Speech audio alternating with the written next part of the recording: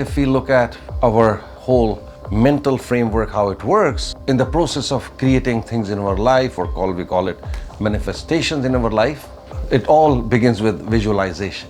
Brhamanda Yog. Brhamanda Yog makes me resilient. Brhamanda Yog changed my life and helped me reach levels of success that I never before thought possible. But if you just close your eyes and think any time when you were going through that rough time and just see that how you were visualizing it without being aware or conscious of it. We do have that power already of visualization, but in a negative manner to create bad and negative things in our life. Following Brhamanda Yog philosophy helped me to keep a very positive mindset. I've been very disciplined ever since I got into Brhamanda Yog. E is equal to mc square. Energy and material are interchangeable, so we use that energy to create or manifest material things in our life. The practices of Brhamanda Yog has been key to improving my health and having an increased sense of self-awareness in life. Brahma Yoga helped me to live in peace and gave me confidence that I can overcome any challenges in my life. Many of us don't know what we want. Many, especially students these days, will be switching majors like it's nothing, for instance. Yeah. But it goes beyond education. How can we really know what our purpose is in life in general? I don't want to be the bearer of bad news, but Visualization, right? It's such a large component of what we do. And I remember recently just reading this article where a team of scientists, they were working with a gymnast, and this gymnast hadn't done this one specific movement before, or this one exercise before. And they just got her to visualize constantly that they taught her the movement theoretically, and they got her to visualize her doing it. And when they got her to actually go out there in the field and do it after visualizing it for a few months, she was literally 50% already able to do that it was an advanced movement. She was already able to do that. Just indicating how, conclusively the scientists were like, power of visualization is tremendous. You can learn 50% of a skill just by visualizing and not doing it. So my question to you is, when it comes to spiritual growth, why is visualization so important, and how does it help us become stronger in our the new us that we're trying to become? great question, Ali. And let me begin by, first of all, with the same example that you gave. I'll give you another example of an international Olympic level athlete, a young woman who's a diver. And of course, she practiced. And when it came to the actual moment, she fumbled a bit, and the dive was not perfect. But she had 2 more chances to go, like how, And her coach immediately said, okay, let's go back, look at the video, where you went wrong, and how we can correct it, and we'll work on it, we'll watch the video several times over. And this athlete, some people are naturally, young people are evolved, and she was. She refused. There was an argument between her and her coach, and she let the coach go. She got another one. And says, why, if I watch my mistake over and over again, how will it help me to become better? So instead, what she did with the new coach was to visualize the perfect jump that she wanted, and she visualized and strengthened that thought. And when she went on for her next attempt, she did a perfect dive. So there you go, comes, in the same kind of an example. And the reality is that if we look at our whole mental framework, how it works, in the process of creating things in our life, or we call it manifestations in our life, it all begins with visualization. And now, even if I'm going to say something to you and you think about it and let me know. Say when you are worried about something that is going to come up in the near future, nobody needs to tell you to visualize. But if you just close your eyes and think any time when you were going through that rough time, and just see that how you were visualizing it without being aware or conscious of it. So we do have that power already of visualization, but in a negative manner, to create bad and negative things in our life. But as Brahmanda Yoga is about living your life knowingly, creating consciously and not unconsciously. So if you look at the whole process of that we follow in Brahmanda Yoga of manifesting or creating what you want in your life, first of all, of course, it begins with setting your goals in a proper manner. And the second step is visualization. Because we say that if you set a goal, and if you cannot draw a picture of your goal and cannot visualize it, the likelihood of you achieving that goal is very small. So we teach that you refine your goals in a way that you can draw a picture so you can visualize it. And visualizing now is so important because you can virtually see becoming somebody that you want to become or achieving something that you want to achieve. And then you take this visualization and then strengthen it even more by the process of what we call emotional push. And remember, although visualization is very, very important, and our goals and everything we must visualize, but remember very importantly that visualization will not manifest your goals. It's a stepping stone. What you need to manifest anything in your life or create anything in life is energy. Energy is E is equal to mc square. Energy and material are interchangeable. So we use that energy to create or manifest material things in our life. And now what is this energy? It's the emotions. So combination of proper visualization with a focus, and it's not like a random focus also, you're just thinking and visualizing like this. No, you visualize and you focus on it and then bring in the punch of emotions. So emotions are, when they're connected with visualization, together they help you bring the changes, the transformations that you want in life or things that you want to manifest in your life. And that's why visualization that we're already doing in a negative manner all the time, we start doing it now on a conscious level. And you will find, you'll be very surprised to find that when you try to do it in a positive manner, you will find it's not easy. But nothing is easy in life, right? You practice, practice, practice. Eventually you become perfect with it. And then once you refine your goals, you create these visualizations and then connect with your emotions and then see the power of the combination of these three happening. And there are other, important parts of goal setting that we'll work on when we get there, right? But these are still very significant and important and powerful pillars of achieving what you want in your life or transformations that you want in your life. Right. No, that's a great explanation. And I mean, one thing I wanted to ask you. So, in terms of, you said that we're already visualizing, right? A lot of us, and we're doing it unconsciously, unless we're practicing. So, my question is our visualization that we do, why is it a default state that it's negative most of the time? Is like people, you said that most of the time we're doing it negatively, right? But do we also unconsciously do it positively?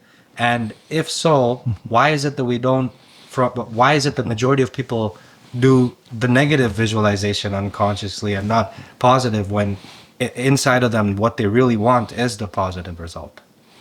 That's a very, very significant question. So now let's begin with, again, the statement that we make in Brahmanda Yoga is that there is nothing constant in this universe except change. Change is the only constant. Change is always going to happen. And it's also a universal law that when the change is not controlled and not given a direction, will always be in for the negative direction. I'll give you an example. Take your lawn or backyard. Do you have ever had the need to go to Home Depot or Rona or anywhere to buy a bag of seeds to grow weeds in your lawn and your backyard? Never ever. You just let the change happen on its own, and the weeds will be abundant. Your backyard, your lawn will be like an ocean of weeds within no time. But the same thing is not going to happen if you want a garden. You have to now do it consciously. First, to remove the weeds, dig the soil, water it, put fertilizers, put the seeds of the plants which bear flowers, and then nurture them, wait for them, and take care of them. And then you will have a beautiful garden full of flowers. So anything that you want positive in life, any change that needs to be brought in life to get you something that you want in your life will require work. It will not happen automatic. An automatic, misdirected or undirected change will always be for the negative. Another example. If you say don't eat anything unhealthy or anything, right? But sit at home all day long, would your health go up or down? No exercise, no aerobics, nothing. It'll go down. If you want a better health, that you want to change the health, you will have to consciously get up, go out, go to the gym, run, whatever you need to do to get a good health. So the uncontrolled change in this universe is always in a negative direction. And now if we are not knowing this fact, then this is what happens. A lot of people live their whole lives on an autopilot mode. And autopilot mode is not going to take you anywhere. I mean, it may be okay when things are okay. Right? Then if the autopilots in aeroplanes were so good, why do we put two pilots in that cockpit every time a plane flies? It's because when the autopilot cannot control some untoward events or bad weather or some other untoward incident, that's when the pilots take over. Right. So this is where, I mean, if you are living in an autopilot mode your life, sometimes it may be okay. Yeah. But then changes will come, events will happen, and you will always go down with them.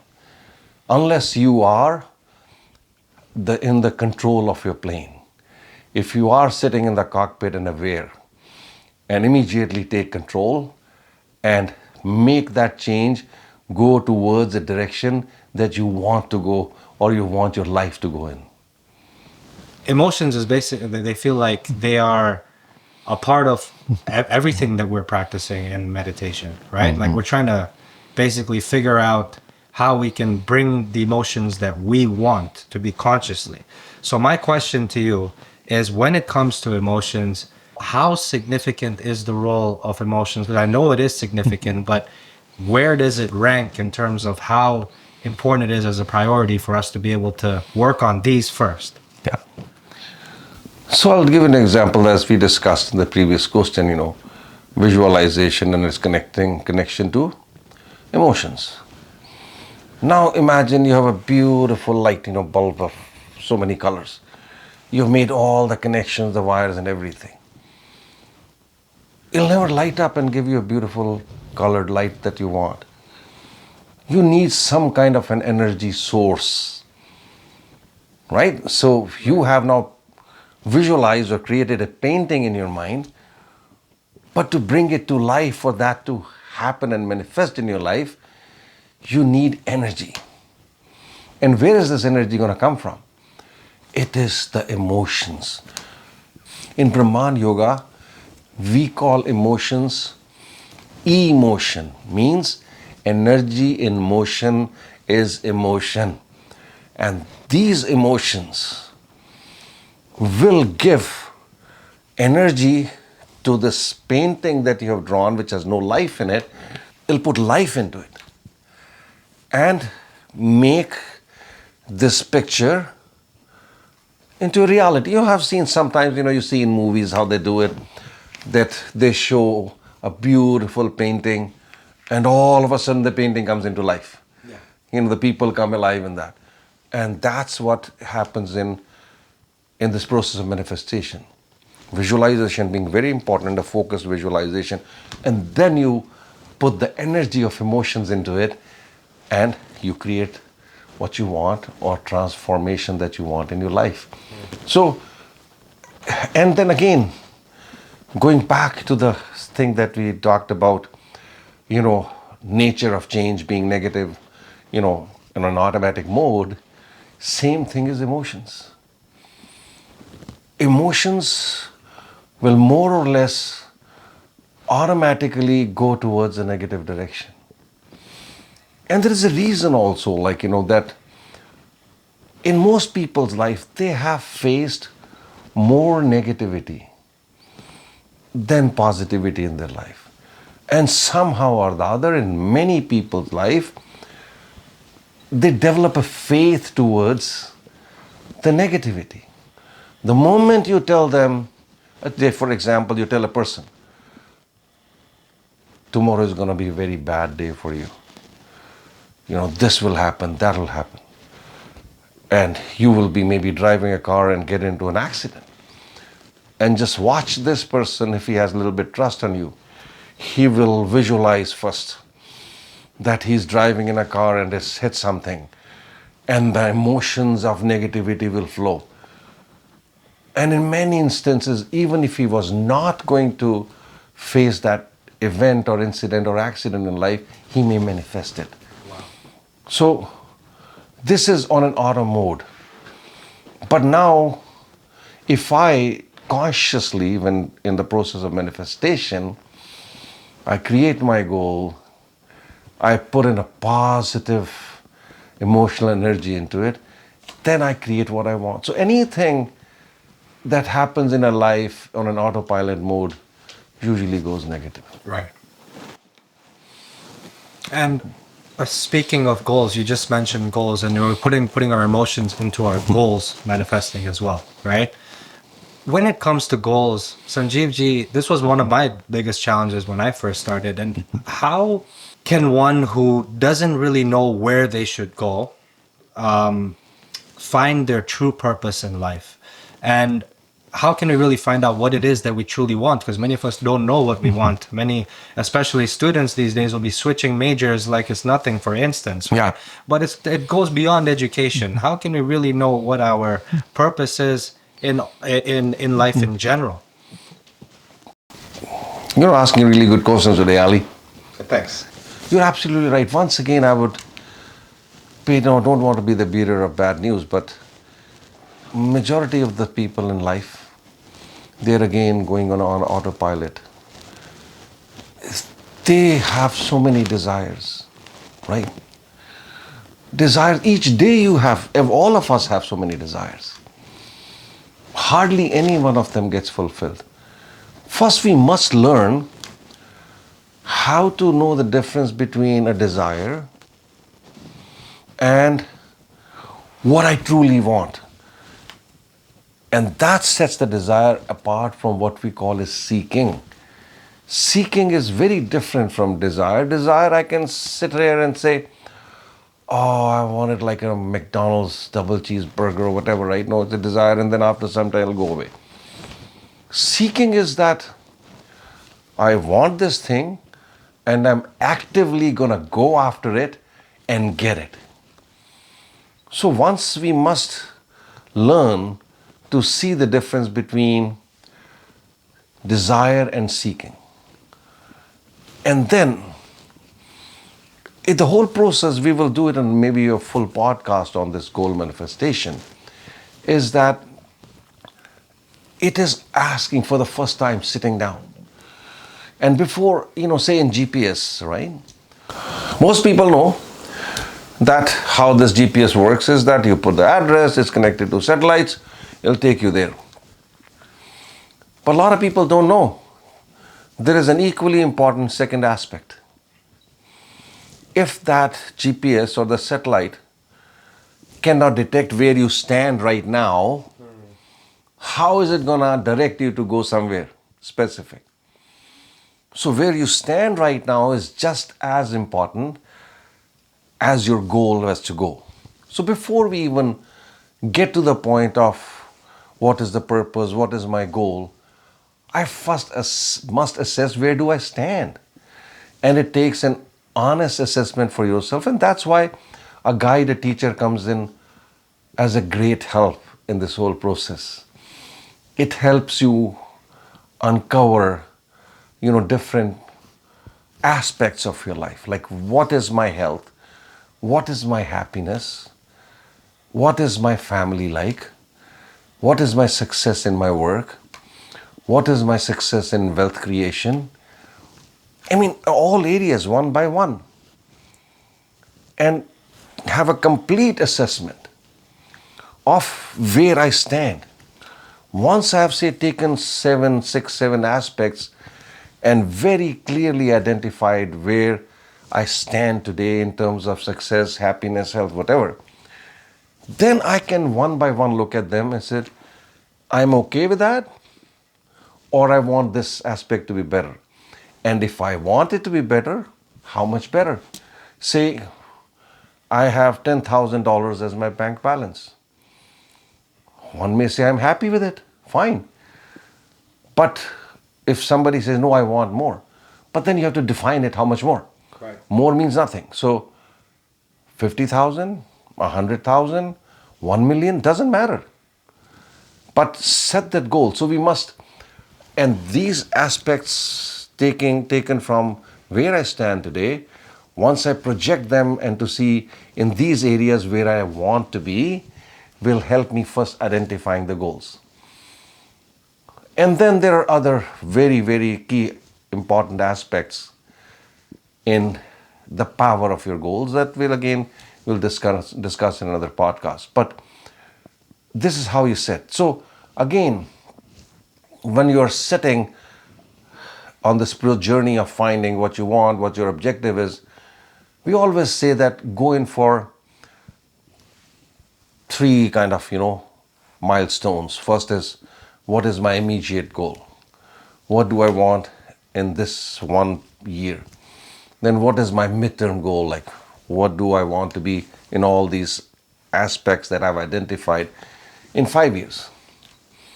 And long-term goal is, where do I want to be in these aspects, say in 15 years? And now, after I've done this, then I go to the final step of, if 15 years or 20 years I have achieved all that I'm setting here, what would I want? And that would be your ultimate goal. Your teacher, your guide, your guru, whoever is there, will help you on that journey. And if done honestly, with a very bit of lot of, self-exploration and a lot of honesty to yourself, most people will come out and say, I want liberation. I want self-realization. Anybody that says, I want self-realization tomorrow, just know he's a runner. Because he has not been able to be successful in so many material things in life. So in escapism, you say, I want self-realization. No, you cannot have self-realization when you have so many unfulfilled desires. So it is so important to understand, to experience material success, happiness, that you can be liberated from this. Unfulfilled desires are those negative energies which will hold you back from reaching that ultimate goal.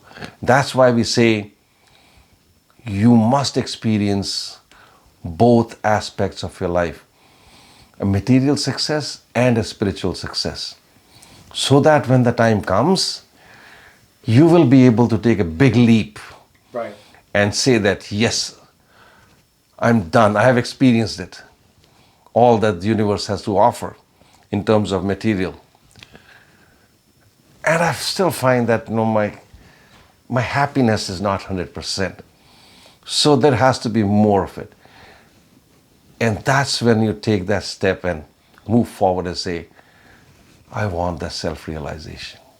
Where even the concept of happiness and sadness disappears, which is a state of bliss, which doesn't have any opposite. Right. It's constant. Yeah. And in Brhamanda Yoga we say, Aham Brahmasmi, means I am the universe, I am the universe, I am the Brahm, the ultimate, the infinite. We call it in Sanskrit, Nirgun Nirakar, no form, no qualities. When you say knowing where you're standing, does that come with also accepting where you're standing? Because what I've noticed is, let's say you're not in a good place in life at all, and you're like, okay, this is where I am right now. I feel like that's such a hard pill to swallow for a lot of us. You know what I mean? And what role does acceptance play in this, finding out where we are in life? Very valid question, because this is significant too. Once we analyze where I stand, and most of us, once we do it honestly, we will realize that this is not where I want to be.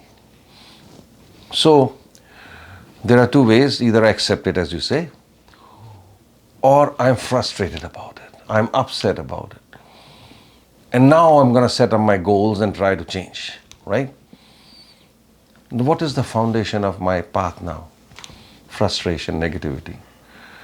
If you are going to build a building and you put a shaky foundation in it, what is the chances of the success of the building even be completed?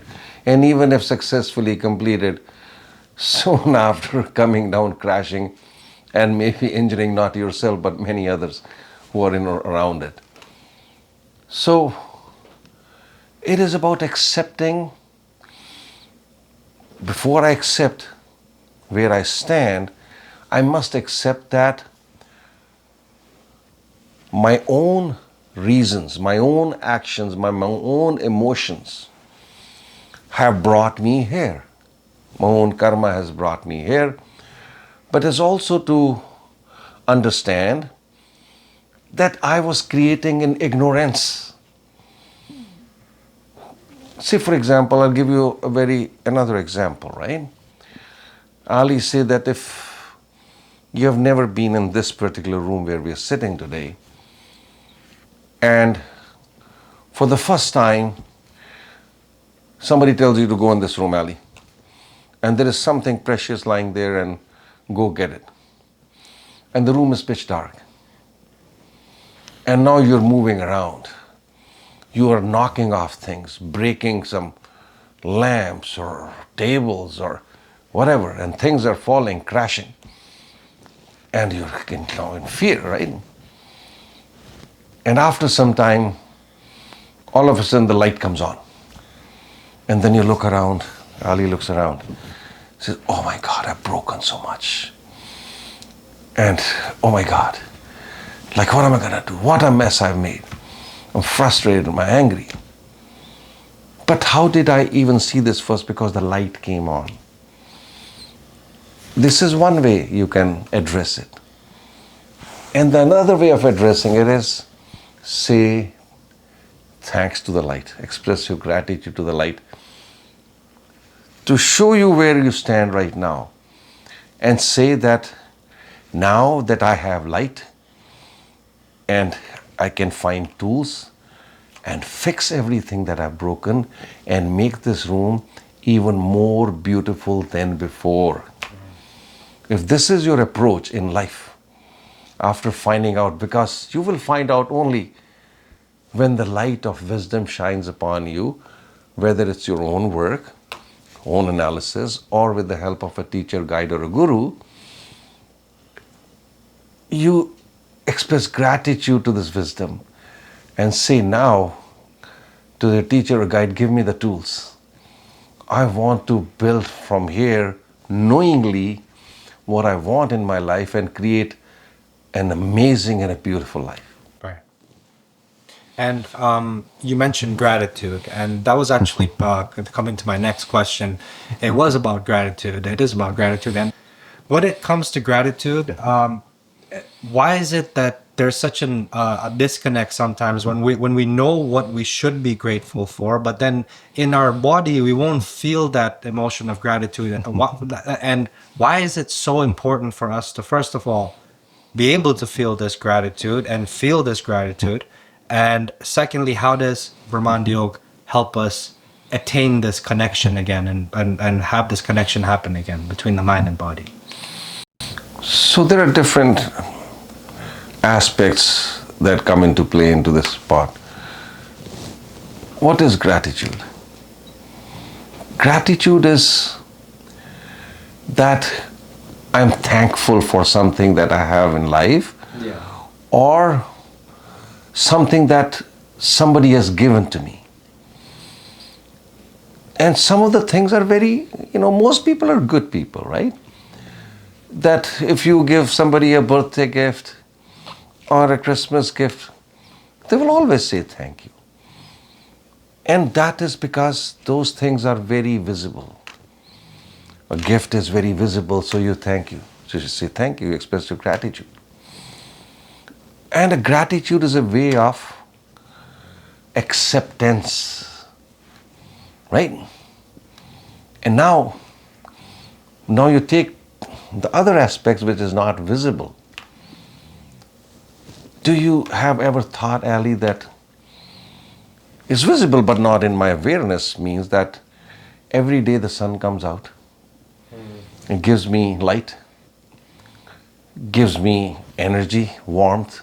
And we all know, you take the sun out and this planet will be dead within no time. It is though visible but not visible to my awareness. So I never say thank you to the sun. We all know that the plants around us give us oxygen, but it's not visible in my awareness. And we all know that if the plants stop producing oxygen, we will be all dead in no time. Do I ever say thank you or express my gratitude to the plants? And the list is endless. That, look at the oceans, the rivers, the wind. Every part of the nature is helping us survive, live. But it's not visible to my awareness. It's not like that Christmas gift. It is not like that birthday gift. So again, I'm living in ignorance and never expressing my gratitude. And I just said, you say thank you when you receive the gift. It's a kind of a token of that I'm in acceptance.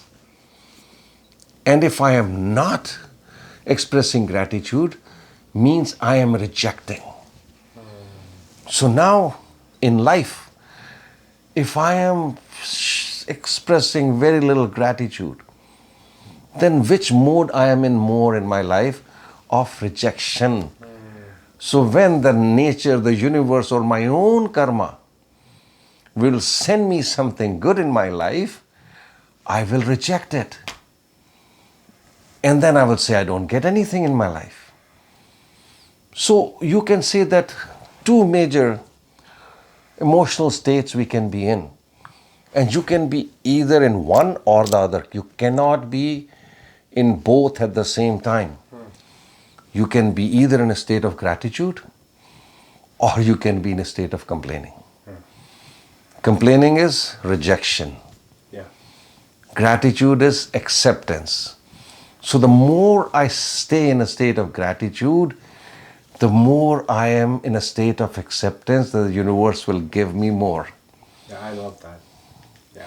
And if I am in a state of complaining, then the universe says he doesn't deserve much. Let me take away from him or her. So it is a choice that we make. And that's why I said Brahmanda Yoga is about first getting this wisdom and then saying, I'm going to use it to enhance and transform my life. Another example I can give you about gratitude is that a lot of people today complain about their parents. or they did not give me this, or they did not treat me well. And I say that just look at one aspect. They gave you a life. This body that you have, this life, whatever you're achieving, is because you came into this world because of them. If not for anything else, express your gratitude to your parents for that. And people who reject their parents will reject a lot of good things in their life, or good things will reject them. So gratitude, if we sit down and start making a list right now, Ali, the list will be endless. And if I start doing it consciously every day, whenever I have time, what can I be thankful to today? And see the wonders happening by this simple process of being in a state of gratitude. You will find that the more you stay in the state of gratitude, you will not be able to go into the state of complaining. So it's just like practicing that I'm going to count my blessings instead of... Yeah. Because that's the only way to really recognize them at the end of the day. Yeah. Right? That's like the human nature is that if 10 things happen right, one thing happens wrong, we'll be focusing on the wrong thing the whole time. So Exactly. So I guess having gratitude and practicing gratitude every day is something that will help us see the other side of that coin. Yeah. Be a glass half full kind of person. Yeah, and I'll just give you the same example that you said. A person who has, say, a pain in the elbow, hit somebody or whatever happened, right? The person who's constantly complaining, oh, my elbow pain, my elbow pain, my elbow pain. He never stops to see that more than 95% of body is still very healthy and pain-free.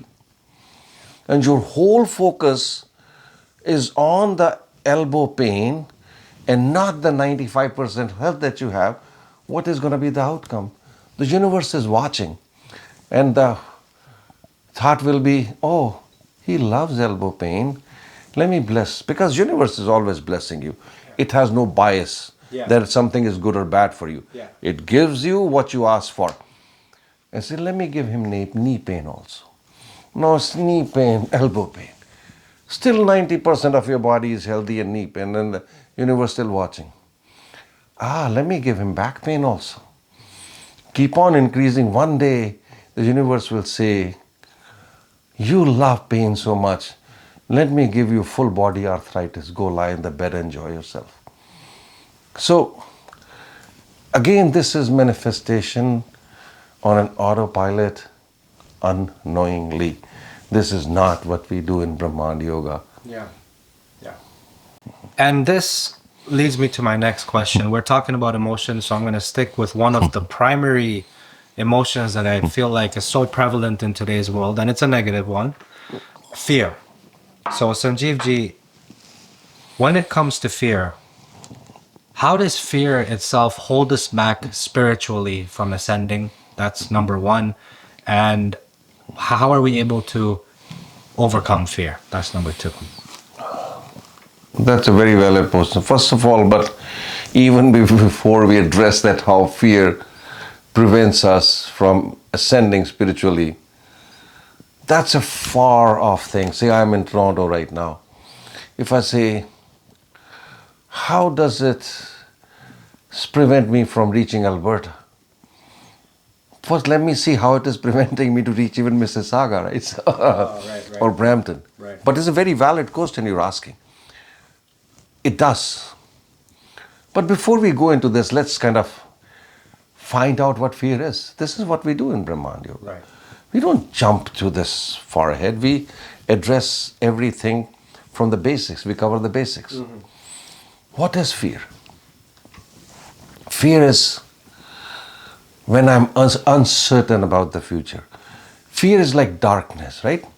So many people are afraid of darkness because if they go into a dark room, go into a dark house or a dark forest, they are afraid.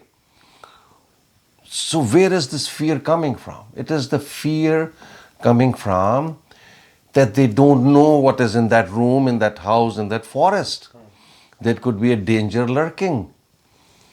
So, fear is nothing else but darkness and not knowing what is ahead of me, what is coming ahead of me. So, in most people's life, that's what they're dealing with.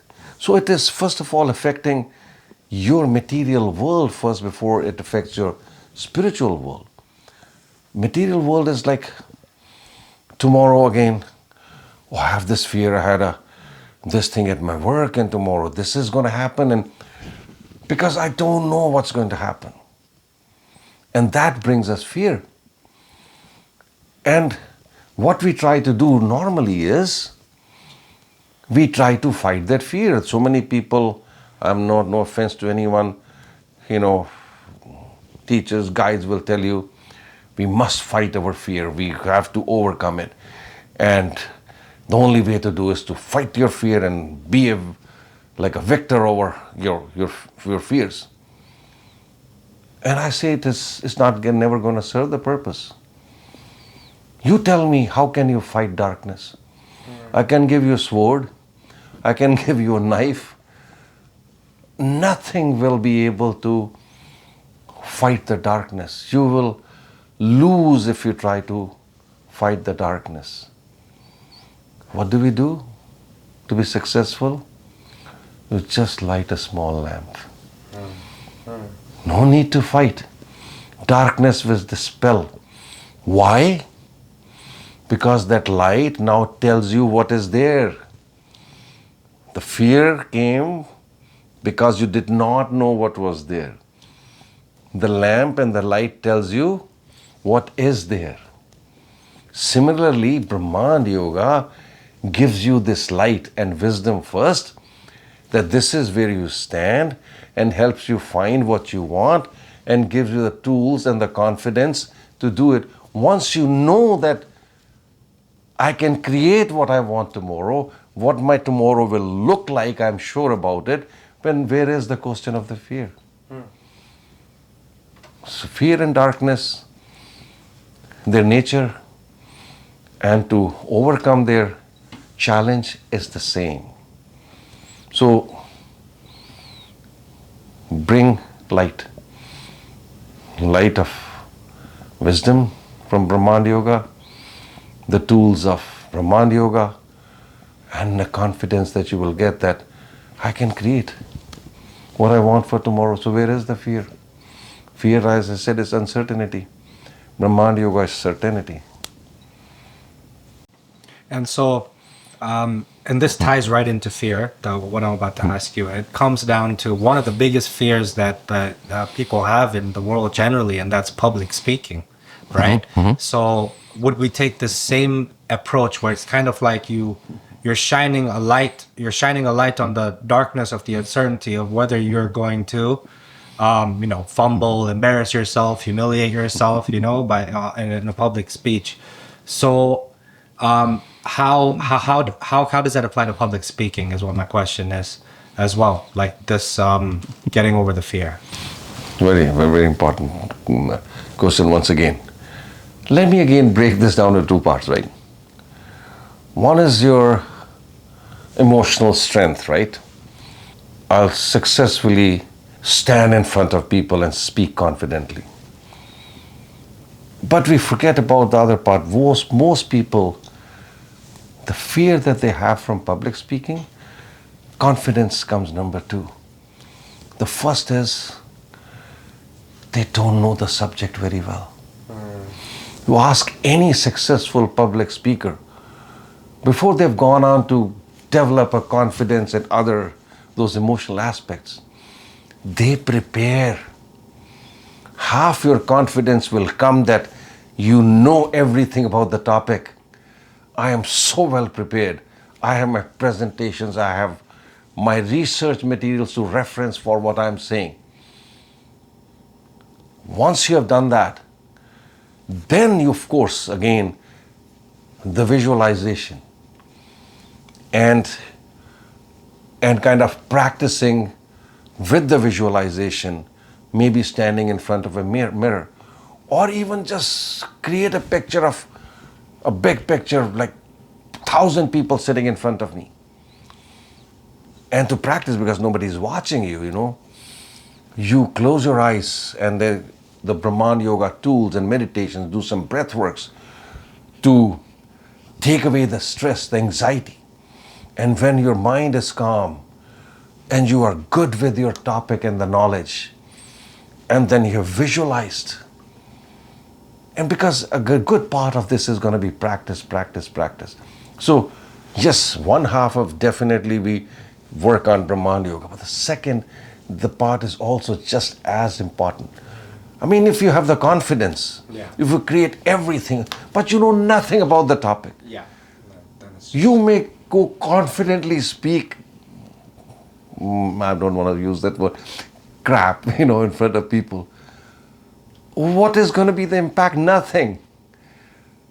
You have seen a lot of confident people. They speak confidently, but there is no substance in their speech. Yeah. Do you want to be that? No. So you want both. So work on both. Prepare your topic, do your research, practice your thing, and then use the tools of Brhamanda Yoga, visualization, breath work to bring confidence, and then see the magic happening in public speaking. Wow.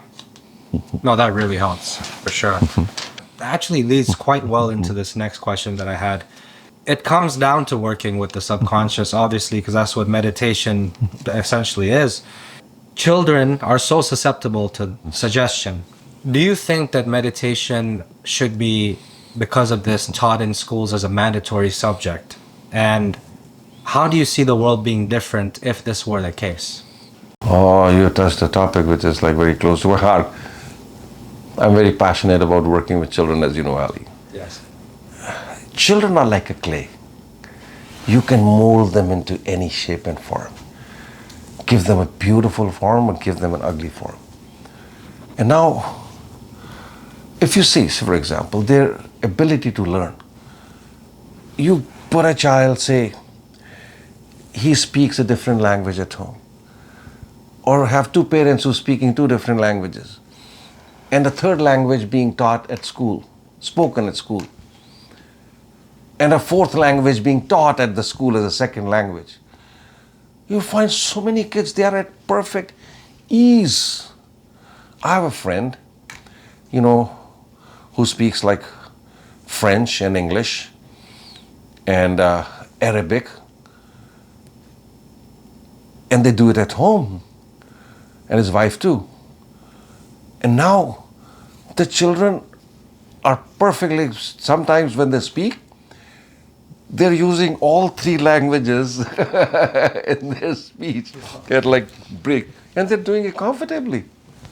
So it is the ability to absorb and learn is so high in children. And that's why when we grow up, we take a very long time to even learn one more language. I'm not talking about exceptions, they are always there. But mostly people are not.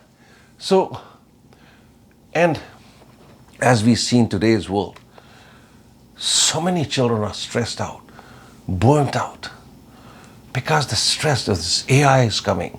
As you said, I don't know what I want to be. I'll take this major, I'll change that major.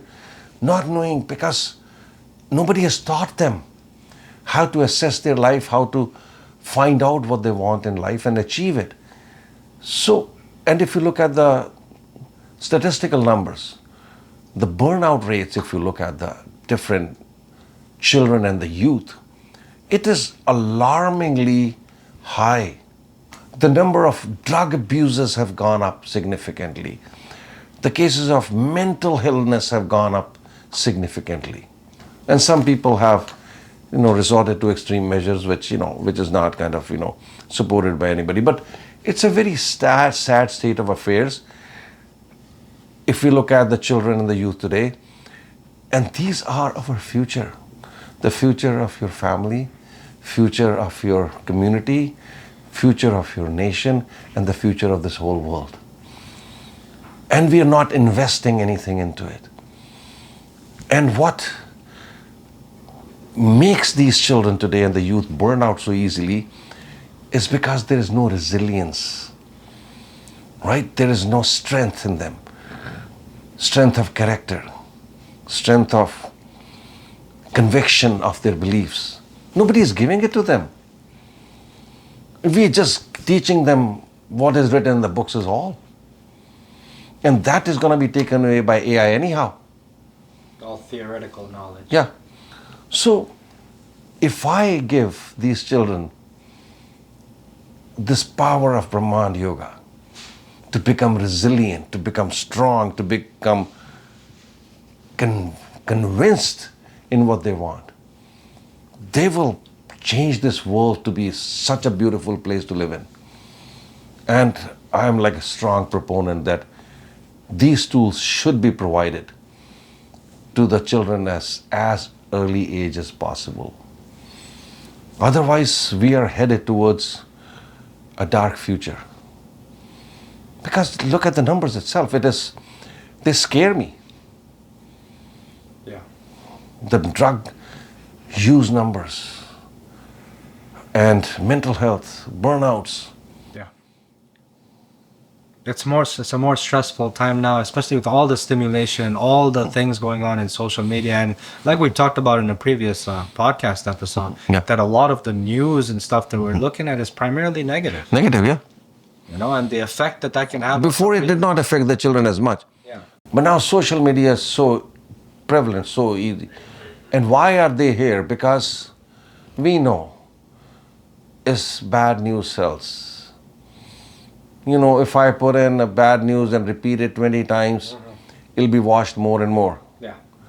See the extreme cases that you see in the world, they keep on playing. But if you saw a person who rescued a bird or a cat from the tree, you play it the second or third time, people will not say, I've seen it already, what's the point?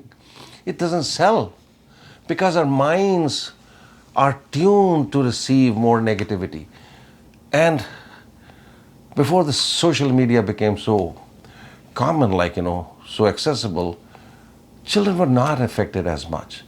Today in this world, they are exposed to all this thing and not enough good stuff. Yeah. And good stuff is what we need to give them the resilience, the strength, the tenacity that they can bring in their lives and come out as winners, not just be happy, but to keep others around them happy as well. That's why it's a big kind of very close thing to my heart. And that, Ali, that I work with children a lot. I've worked with parents helping their children a lot, guidance, so it's awesome. When I see children transform, you've seen how many children have transformed. 100%, Yeah. And you always mention, like you said, that clay, they can be molded, right? And you use this one example that I still till today I love that you gave about how trees, when they're young, you can mold the branches as well. You can bend them. Even a storm comes, they will bend. Yeah. So I love, because you're using these examples are just so powerful to be able to put a picture for us, of to conceptualize these teachings.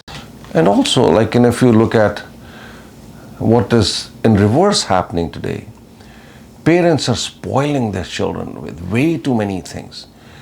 And instead of, again, once giving them resilience and strength and training and investing in those aspects of the children's life, they're giving them only material things.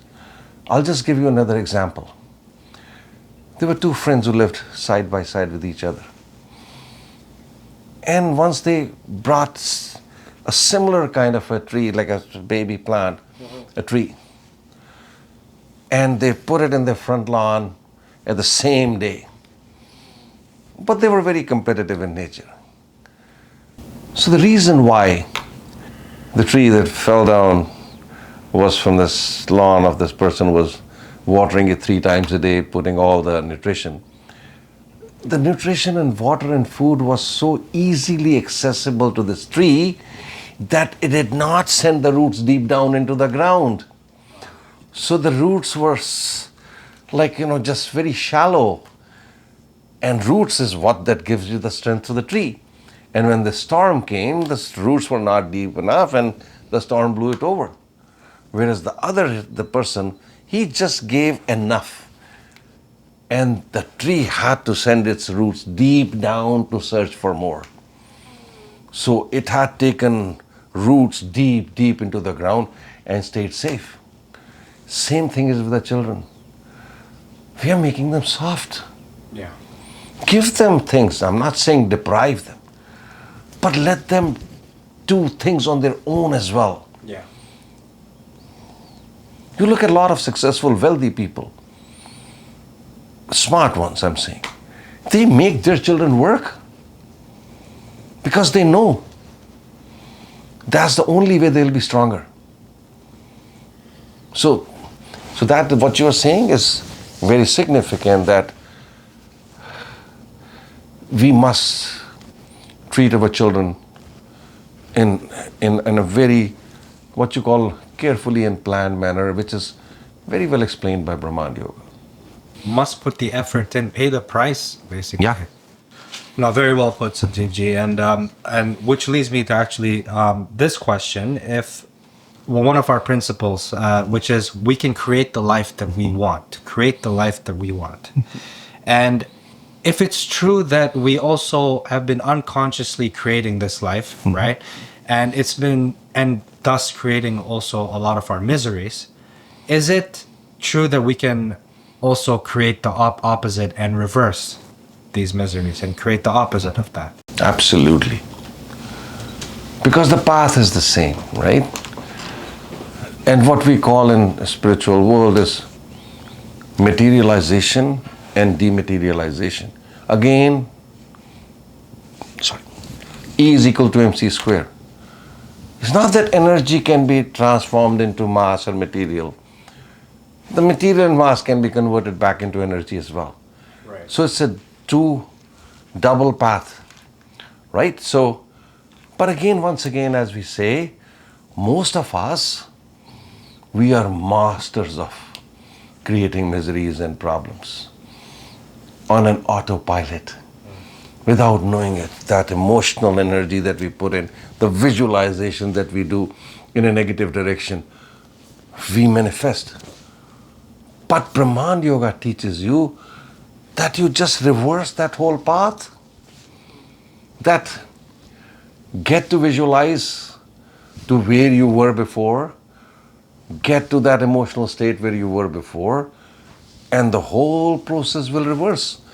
And you can undo what you have done. People say that, oh, what has been done cannot be undone. That's not true.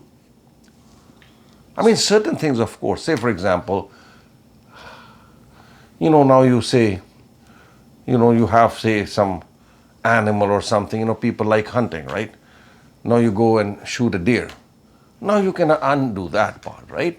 So I'm not talking about those things. But then what you have manifested or created in your life, you can definitely undo it. Let's say someone has been manifesting or unconsciously creating all these miseries for 20 years, let's say, out of their life. And would it take 20 years of undoing for somebody to get back to homeostasis? There is no such rule like that, Ali, number one. Okay, why? Because the results are going to be proportionate to the effort that you will put into it. Right. Now, if I'm reversing in a very casual manner, slowly, if I reach that point in 20 years, I may even take 30 years to get back. But I double up my effort. I can be there in 10 years. I can be there in 5 years. I can be there in 1 year. It is my effort that I'll put into it. It'll be that guidance and support that I'll be getting from my teacher, my guide. It'll be that kind of quality tools that I'll be getting from whatever process I am taking to reverse the process, say Brhamanda Yoga. So these will all determine how sooner and faster you can reverse it. So there is no rule like this that it took me 10 years to create, it's going to take me 10 years to reverse it. No, that's not true. So obviously, if you're creating consciously, then the strength of it and the intensity of it is so much more than when you were doing it unconsciously. That's why you're saying it can take way less time. Not always, Ali, because I have the choice how much intensity I want to put in the reversal. I was not making a choice when I was creating the negative thing in my life, right?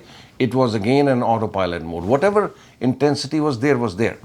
But now when I'm reversing it knowingly, it's up to me now how much intensity effort I want to put in. I'll give you an example. It is mentioned in our ancient scriptures. Yeah. Somebody asked a question from a siddha, self-realized siddha. How long does it take for a person to become self-realized? How fast? What is the fastest time a person can take to become self-realized? And the answer was 1 moment. It will depend upon the intensity of your desire. So the next question came was, so what should be the intensity of desire to become self-realized in 1 moment? So it's all symbolic, okay? So the answer came was that if we shave your head and tie you that you cannot move any body part, including your head, even 1 millimeter, and we took a burning red hot charcoal and put on your freshly shaved head on top of that, the intensity of desire that you will have to shake it off your head, if you can create the same intensity of desire to get self-realization, you will get it in a moment. This is not my statement. This is from the scriptures that we believe in. So again, time is not a factor. We don't focus on that. We focus on how much effort I can put into it. Yeah, very, very well put. So, and this leads me to my last question, Sanjeev ji, and this one is to do with bad habits, right? Whether it's an addiction to smoking or a habit of eating unhealthy food. As we know, America, North America in general, has a lot of obesity problems, right? So, how does Brhamanda Yog and our practices of Brhamanda Yog help us break such habits? Or do we even try to break them? Because once you told me, the reason why I say do we even try to break them, I'll say it really quick, is because you said once to me that we add, Ali, you never remove bad things from your life. You add so many good things that there's no more room for the bad. Yeah, I stand to that. So, say for example, say you want to remove a bad habit of, say, eating fast food every day, 2 times a day. If you focus too much on it, first of all, you will never have your own individual strength to overcome that, right? I'm not talking about exceptions. People have done it, right? But that they are exceptions, not as a general rule. People don't have it. And then you try to kind of replace it with something else. Your resilience, your mental strength is not going to let you do that. And then on the other hand, for a moment I forget about my bad habit. I start putting a good habit. I start going for long walks, convert into running, go into gym. Automatically after some time this thought will come and strength will be there. I don't want this garbage anymore. So focus on the positive. Like, say for example, I gave you a small pot of dark, thick ink. And I say, Ali, take it out and replace this ink. I want this pot to be filled with clean water instead of this dark black ink. And now you try to use your hand to take, your hands will become dirty, right? You try to take a napkin or something, you will turn so many things black. The only simple way to do it is put it under running clean water.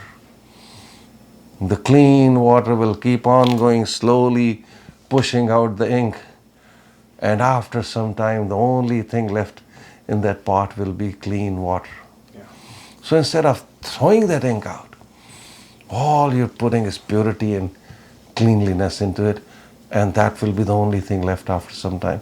So focus on the positive to remove the bad habits, then to focus on the bad habits. And Brhamanda Yoga principles tell us, you will always create and manifest what you're focusing on most of your time. If I'm focusing on bad habit, I will create more bad habits. Then maybe to replace, my hunger, my desire to eat all that stuff, I'll start taking some drugs to quill down the hunger. So now out of that one bad habit, I'm into another one. Why do we do that? So we just work on the principle of focus on positive. Bring positive things in your life, and they will automatically replace what is unwanted. To watch our previous podcasts, click here. I bow down to all of you and the divinity within you. Thank you and bless you.